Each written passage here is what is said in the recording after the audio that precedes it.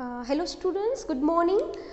હવે આપણે આપણા ચેપ્ટર નંબર 8ની જે આપણે શરૂઆત કરી હતી એને આપણે આગળ વધારીએ.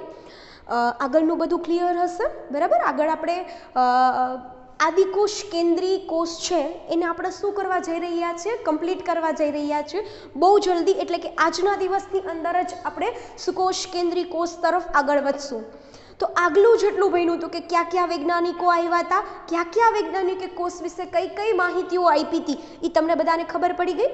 ત્યાર પછી કોષનો આકાર અને કોષનો કદ કેવું હોય એ પણ ખબર પડી ગઈ. લાક્ષણિક કોષ કેવા દેખાતા હોય એ પણ તમને ખબર પડી ગઈ. હવે આપણે ડાયરેક્ટલી ક્યાં તરફ જઈએ છીએ? આદિકોષ કેન્દ્રીની અંદર આપણે ગયા હતા. એમાં ખાસ છે ને જીવાણુના આકાર, ગોલાણુ, દંડાણુ, વક્રાણુ, સર્પાણુ, કોકાઈ, બેસિલસ, સ્પિરિલિયમ અને વિબ્રિયો, એ ચારે ચાર આકાર કેવા દેખાય છે એ વ્યવસ્થિત રીતે ફોકસ કરીને સમજી લેજો. પછી એના સ્તરની વાત કરજો. કેટલા સ્તરની વાત કરી હતી આપણે બેક્ટેરિયાની અંદર? 3 સ્તરોની વાત કરી હતી. જ્યારે રિવિઝન કરતા હોઈએ થોડુંક સ્પીડમાં હાલવાનું. પહેલું સ્તર આપણે સૌથી બહાર વાત કરી હતી, કયું હતું? ગ્લાયકોકેલિક્સનું સ્તર. ગ્લાયકોકેલિક્સનું સ્તર છે એ બધા જ બેક્ટેરિયાની અંદર તેની જાડાઈ અને તેની બંધારણની બાબતમાં શું દર્શાવતું હતું? વિવિધતા દર્શાવતું હતું. ત્યાં સુધી બરાબર થઈ ગયું. પણ એટલે એના 2 પ્રકાર પાડી દીધા હતા. જ્યારે શિથિલ ગોઠવણી ધરાવતું હોય તો એને શિથિલ સ્તર કે શ્લેષ્મ સ્તર કહેવામાં આવે છે.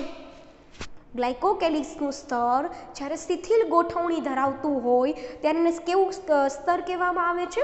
શ્લેષ્મ સ્તર કહેવામાં આવે છે.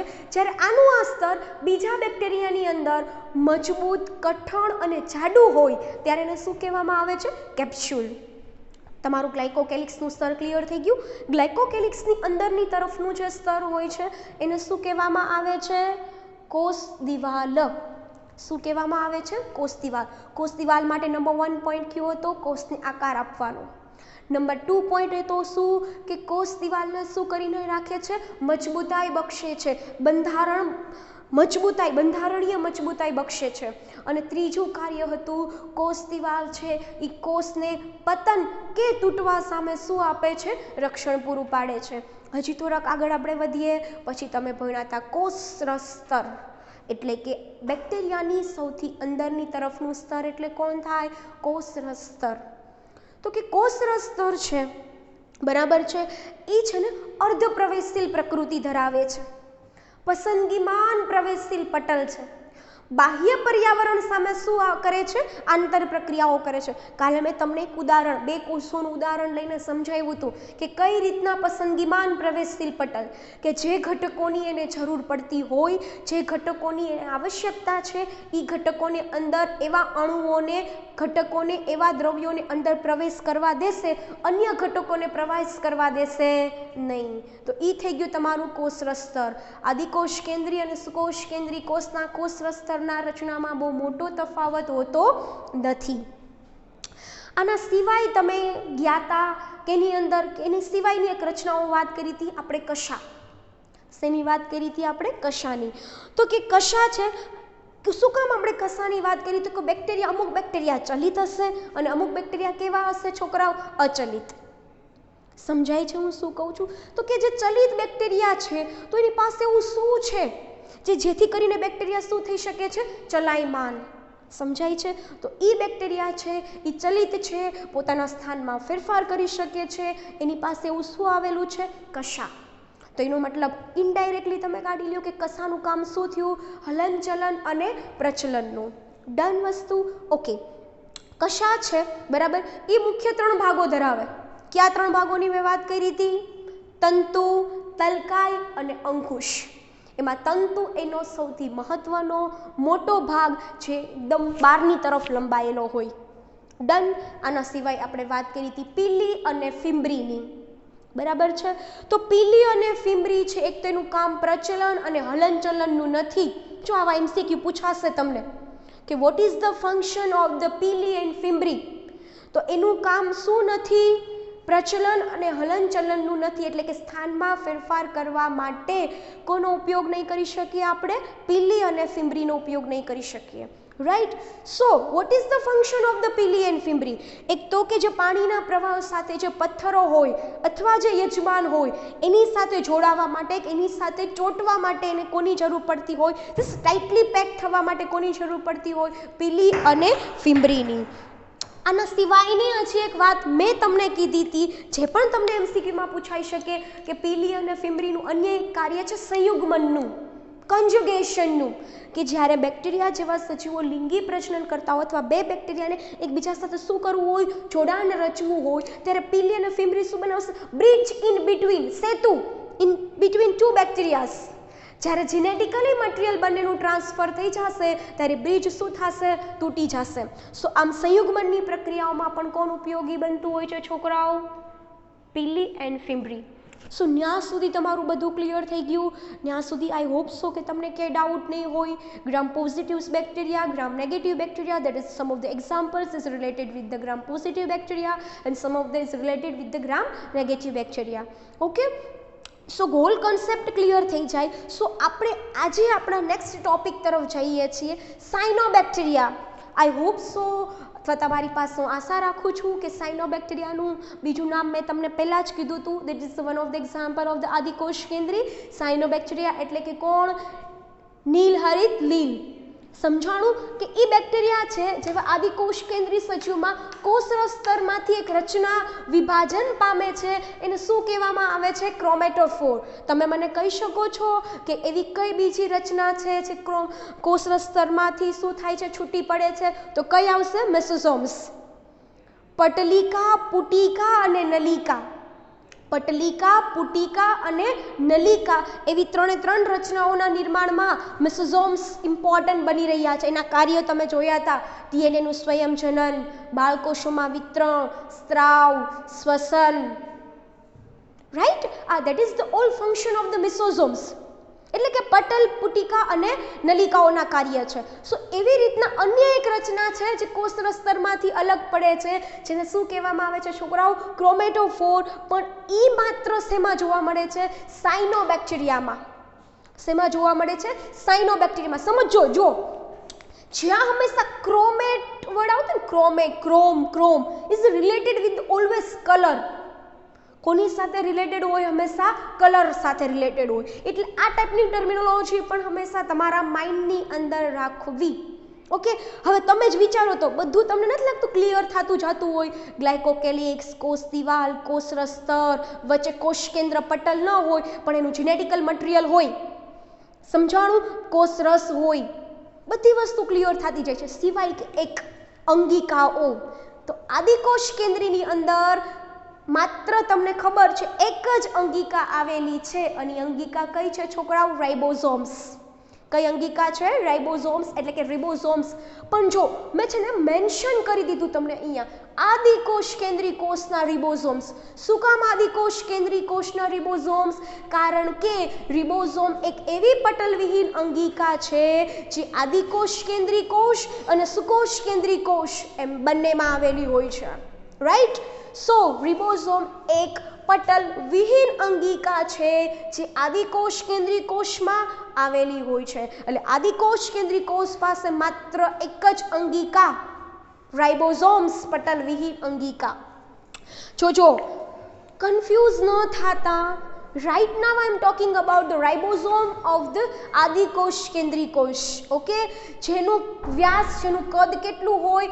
15 થી 20 નેનોમીટર. MCQ નો પ્રશ્ન છોકરાઓ, કેનો પ્રશ્ન છે આ? MCQ નો. તમને આ પ્રશ્ન MCQ ની અંદર પૂછાઈ શકે કે રાઇબોઝોમ્સ નું કદ. તમે લોકો ખાલી શું યાદ રાખશો ખબર? that is these two things, 15 to 20. but what about this unit? એકમને પણ એટલું જ મહત્વ આપો. સમજાણું? 15 થી 20 નેનોમીટર જેટલું કદ વ્યાસ ધરાવે છે. આદિકોષ કેન્દ્રી કોષના રિબોઝોમ કયા પ્રકારના હોય? ચલો મોસ્ટ ઇમ્પોર્ટન્ટ, તમારા માટે બિલકુલ નવું, 70S પ્રકારના. આ 705 નથી હો, that is the S.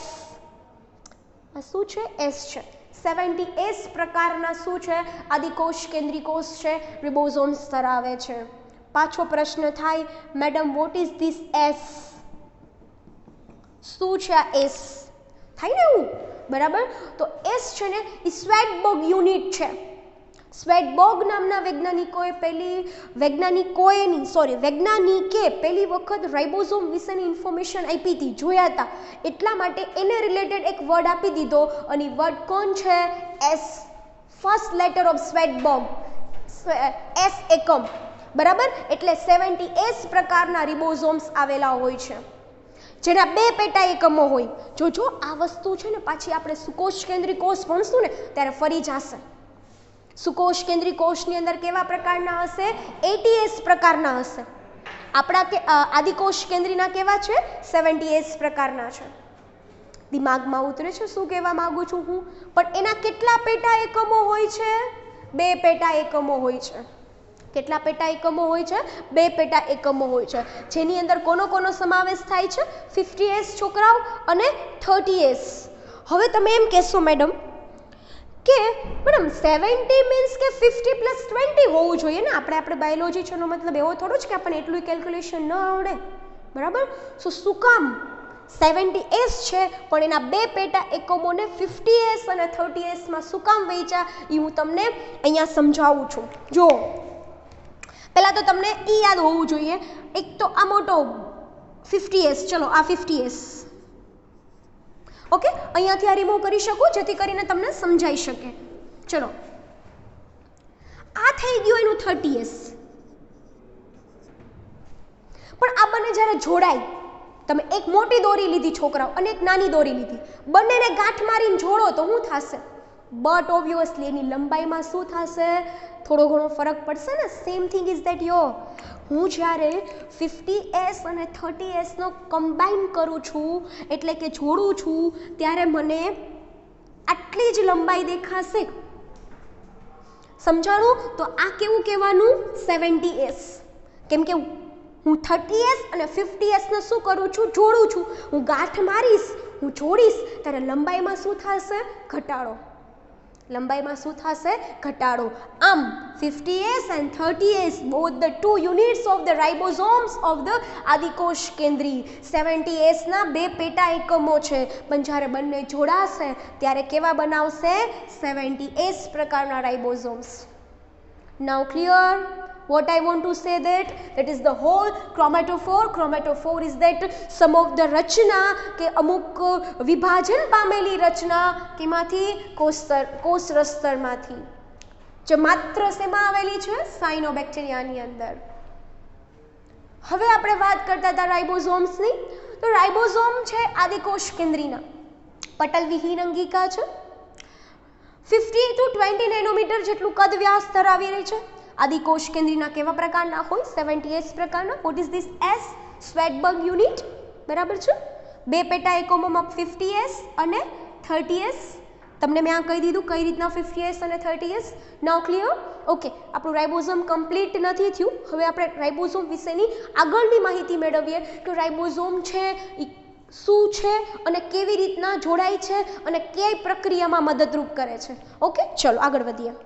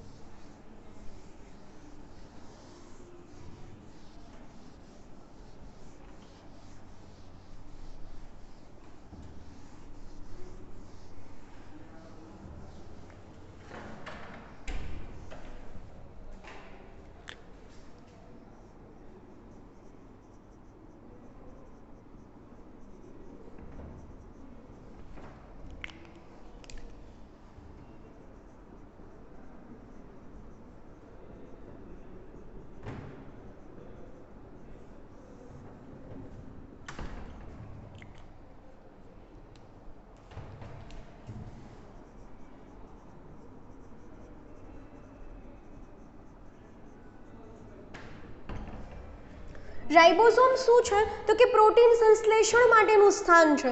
કઈ રીતના? જો ટફ તમને થોડુંક પડશે, પણ હું તમારું બધા એક વસ્તુ ક્લિયર કરી દઈશ. જોજો, શું કહે છે? રિબોઝોમ્સ પ્રોટીન સંશ્લેષણ માટેનું સ્થાન છે.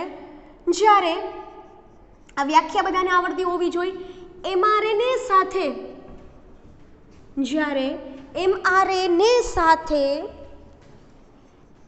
એક કરતાં વધુ એમઆરએનએ સાથે એક કરતાં વધુ રિબોઝોમ્સ જોડાયેલા હોય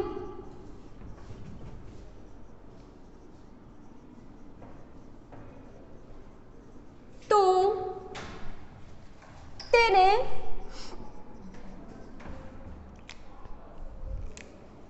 પોલિઝોમ કે પોલીરિબોઝોમ કહેવામાં આવે છે.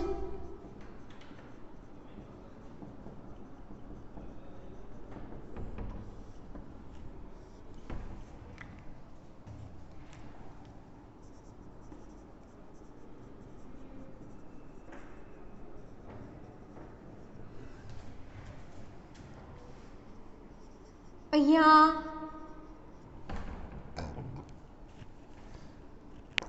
રિબોઝોમ્સ શું કરે છે? રિબોઝોમ્સ પ્રોટીન એમઆરએનએ માંથી પ્રોટીન બનાવશે.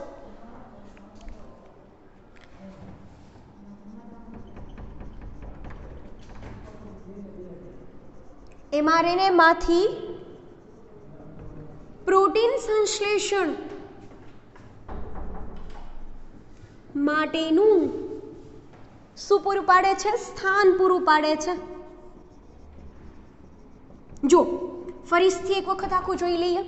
તમે સમજી ગયા? રિબોઝોમ્સ 70S પ્રકારના, બે પેટાઇકોમો પડતા હોય, 50S અને 30S. નાવ ક્લિયર? કામ શું છે? તો કે પ્રોટીન સંશ્લેષણનું. જો સમજાવી દઉં, આપણા બોડીની અંદર કોઈ હીરો હોય ને આપણા બોડીનો, જે આપણા માટે કે દરેક વસ્તુ બનાવે, દરેક વસ્તુ, તો એ પ્રોટીન છે.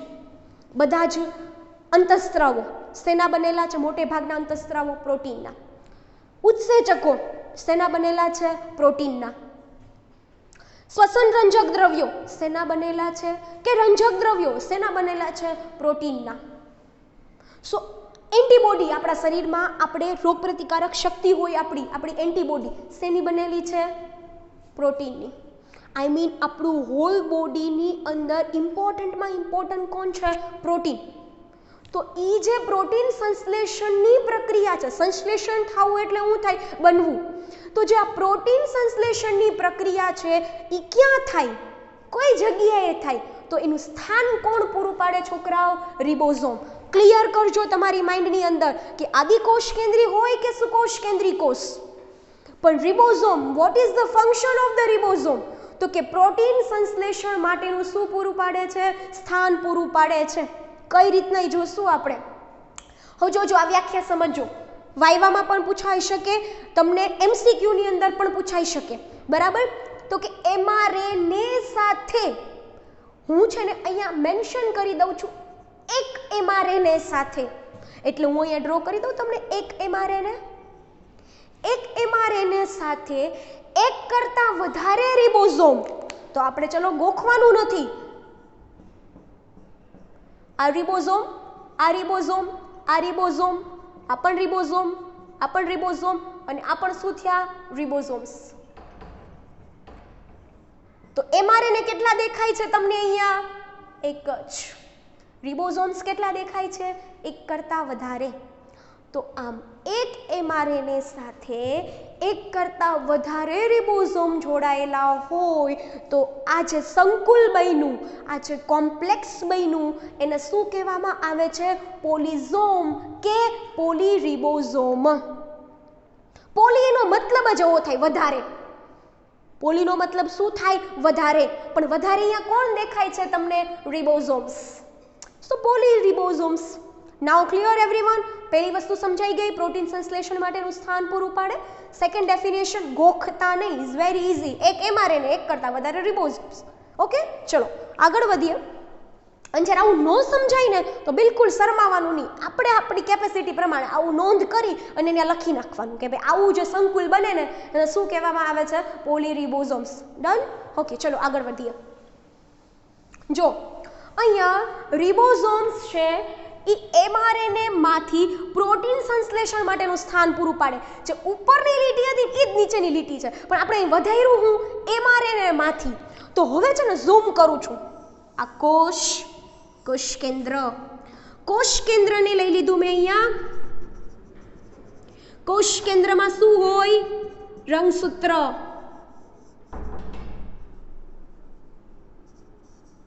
કોષ કેન્દ્રમાં શું હોય છોકરાઓ? રંગસૂત્ર. અને આ જે રંગસૂત્ર છે એની અંદર શું હોય? ડીએનએ. શું હોય? ડીએનએ. તો કોષ કેન્દ્રની અંદર ડીએનએ માંથી શું બને? mRNA. જો આ બોલ, તમારે 12th સાયન્સની અંદર તમારું ચેપ્ટર નંબર 6 સંશ્લેષણ માટેનું સ્થાન પૂરું પાડે છે. mRNA માંથી પ્રોટીન સંશ્લેષણ બનવા માટેની જે પ્રક્રિયા છે એને શું કહેવામાં આવે? ભાષાંતર. Translation in English. શું કહેવામાં આવે છે? ભાષાંતર. સમજો, કોષ કેન્દ્રને ઝૂમ કર્યો. કોષ કેન્દ્ર શેનું બનેલું હોય? રંગસૂત્ર શેના બનેલા હોય? ડીએનએ માંથી શું બને છોકરાઓ? mRNA. અને mRNA માંથી શું બને છોકરાઓ? પ્રોટીન. કઈ પ્રક્રિયા નામ આપ્યું આપણે? ભાષાંતર. કઈ પ્રક્રિયાનું નામ આપ્યું? ભાષાંતર. તમારું 12th સાયન્સનું ચેપ્ટર નંબર 6 છે. આટલું જ હો છોકરાઓ. નીટની અંદર ઓછામાં ઓછા 4 થી 5 MCQ પૂછાશે, આટલાક નથી. જ્યારે તમારું પ્રોટીન બની જશે ને એટલે તમારું ચેપ્ટર પૂરું થઈ જાય. અમુક એપ્લિકેશન આવશે SGP જેવી, but that is a different story. બરાબર? તો સમજો કે કેટલું ડીપ હશે. પણ આપણે અહીંયા આ પ્રક્રિયા કીધી ને mRNA માંથી પ્રોટીન બનવાની પ્રક્રિયા, એ કેની ઉપર થશે? રિબોઝોમ્સ ઉપર. તો રિબોઝોમ ઉપર કઈ પ્રક્રિયા થાય? ભાષાંતરની પ્રક્રિયા. કેમાંથી? mRNA માંથી શું બને છે? પ્રોટીન બનવાની પ્રક્રિયા. થાય છે ક્લિયર હું શું કહેવા માંગુ છું? So that is the whole thing about the ribosomes. શું છે? આ બધી જ રચનાઓ શું છે? રાઇબોઝોમ્સની છે. સો આદિકોષ કેન્દ્રની અંદર રાઇબોઝોમ્સ બન્યા પછી હવે આપણું જે નેક્સ્ટ ટોપિક છે એ છે તમારો સૂક્ષ્મ કાય રચનાઓ અથવા સૂક્ષ્મ રચનાઓ.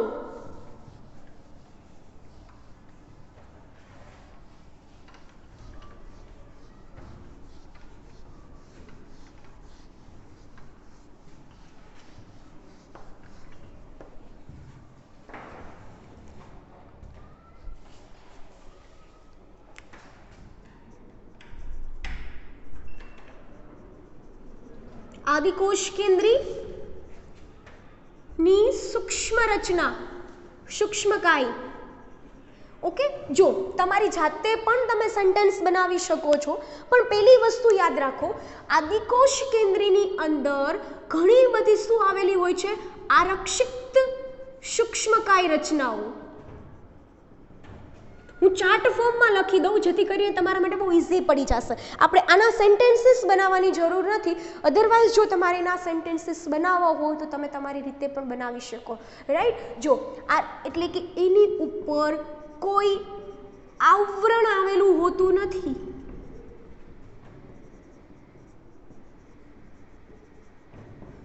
આવરણ આવેલું હોતું નથી. હોય ક્યાં? તો કે કોષ રસમાં છુટ્ટી. ક્યાં હોય? કોષરસમાં છૂટા છવાયા હોય. ઓકે, પણ એ જે સૂક્ષ્મ કણિકાઓ કહેવામાં આવે ને, એને શું કહેવામાં આવે? સૂક્ષ્મ કણિકાઓ. આ જે સૂક્ષ્મ કણિકાઓ છે છોકરાઓ, એ 3 પ્રકારની કણિકાઓ એની અંદર આવેલી હોય. કેટલા પ્રકારની કણિકાઓ આવેલી હોય છે? ટોટલ 3 પ્રકારની કણિકાઓ આવેલી હોય છે. 3 એની અંદર એક છે સિયાનોફાઇસિન ની કણિકા. એક કણિકા કઈ છે? સિયાનોફાઇસિન ની કણિકા. એક છે ગ્લાયકોજનની કણિકા અને ત્રીજી છે ફોસ્ફેટ કણિકા. ત્રીજી કઈ કણિકા છે? ફોસ્ફેટની કણિકા, સિયાનોફાઇસિનની કણિકા અને ત્રીજી કઈ કીધી મેં? ગ્લાયકોજનની કણિકા. આ ત્રણેય સૂક્ષ્મ રચનાઓ છે જે આદિકોષ કેન્દ્રની અંદર આવેલી હોય, જેમાં કોઈ પ્રકારનું આવરણ હોતું નથી, એકદમ સૂક્ષ્મકાય રચના ક્યાં હોય, કોષ રસમાં છૂટા છવાયા. આટલી વસ્તુ ક્લિયર થઈ જાય, બરાબર. પછીનો જે ટોપિક છે આપણો એ એટલો જ ઇમ્પોર્ટન્ટ છે કે અમુક જાંબલી કે હરિત બેક્ટેરિયા, કેવા બેક્ટેરિયા, આમ શોર્ટમાં બતાવું છું because of that is very easy, બરાબર. તમારે ખાલી આની અંદર શું યાદ રાખવાનું છે, ફોરગોટ ધીસ થિંગ્સ. બટ આ ત્રણે સિયાનોફાઇસિનની કણિકા, ફોસ્ફેટની કણિકા અને ગ્લાયકોજનની કણિકા, ધેટ્સ ઓલ. ઓકે. બટ જાંબલી કે હરિત બેક્ટેરિયા છે, બરાબર છે, જો એના કલર હોય, કેમ કે અમુક બેક્ટેરિયા છે ને, બધા જ બેક્ટેરિયા પોતાનો ખોરાક પોતાની જાતે ન બનાવતા હોય એવું ન હોય. અમુક બેક્ટેરિયા કેવા હશે જે પોતાનું ઓન ફૂડ પોતાની જાતે પ્રિપેર કરતા હશે, કેમ કે એની પાસે અમુક કે ને આપણે ક્રોમેટોફોર ભણ્યા હતા, નીલકણો પોતાના હોય, આઈધર ઈ પ્રકાશ સંશ્લેષી હોય કે રસાયણ સંશ્લેષી હોય. રસાયણ સંશ્લેષી એટલે કેવા બેક્ટેરિયા જે અમુક પ્રકારના કેમિકલ્સનો ઉપયોગ કરતા હોય પોતાના ફૂડ માટે. અને પ્રકાશ સંશ્લેષી બેક્ટેરિયા એટલે કેવા હશે કે જે રીતના વનસ્પતિ કેમ પ્રકાશ સંશ્લેષણની પ્રક્રિયા કરીને પોતાનો ફૂડ પ્રિપેર કરતી હોય, સેમ ધેટ બેક્ટેરિયા. ઓકે. જેમ કે હરિત બેક્ટેરિયા, હરિત બેક્ટેરિયા ઇઝ સેમ થિંગ કે જે પ્રકાશ સંશ્લેષી બેક્ટેરિયા છે, બરાબર. પણ જે જાંબલી કે હરિત બેક્ટેરિયા છે એની અંદર પણ શું આવેલી હોય છે, વાયુરૂપ રસધાનીઓ.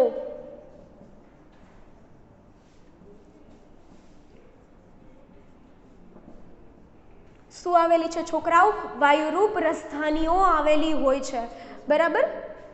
શું આવેલું છે, વાયુરૂપ રસધાનીઓ આવેલી છે. So now clear what I want to say, that is જાંબલી કે હરિત રંગના બેક્ટેરિયા. એક વસ્તુ સમજો, આદિકોષ કેન્દ્રની અંદર આપણે ના પાડી છે કે કોઈ પણ પ્રકારની પટલમય અંગિકાઓ આવેલી હોતી નથી. તેમ છતાં પણ હું અહીંયા કહું છું અમુક અપવાદો હશે, બરાબર, કે જેમ કે જાંબલી કે હરિત બેક્ટેરિયા છે એની અંદર શું છે, વાયુરૂપ રસધાનીની હાજરી. એટલે તમને આવો કોઈ ક્વેશ્ચન MCQ પૂછાઈ જાય તો તમારે ડરવાની જરૂર નથી, જેથી કરીને તમને સમજાઈ શકે કે બેક્ટેરિયાની અંદર આદિકોષ કેન્દ્રની અંદર કોઈ પણ પ્રકારની પટલમય અંગિકા નથી આવેલી, પણ સમ ઓફ ધ બેક્ટેરિયા જાંબલી કે હરિત બેક્ટેરિયા એની અંદર શું આવેલું છે, વાયુરૂપ રસધાનીઓ આવેલી હોય છે. So now clear, that is the whole આદિકોષ કેન્દ્રી કોષ, જ્યાંથી આપણે શરૂઆત કરી હતી, બરાબર, કે PPLO, માઇકોપ્લાઝમા, પછી જીવાણુ અને નીલહરિત લીલ, લાઈક. પછી એના આકાર, બધા સ્તરો, gram positive bacteria, gram negative bacteria, કશા, ફિમ્બ્રી, પીલી, મેસોઝોમ્સ, નલિકા, પુટિકા અને પટલિકા.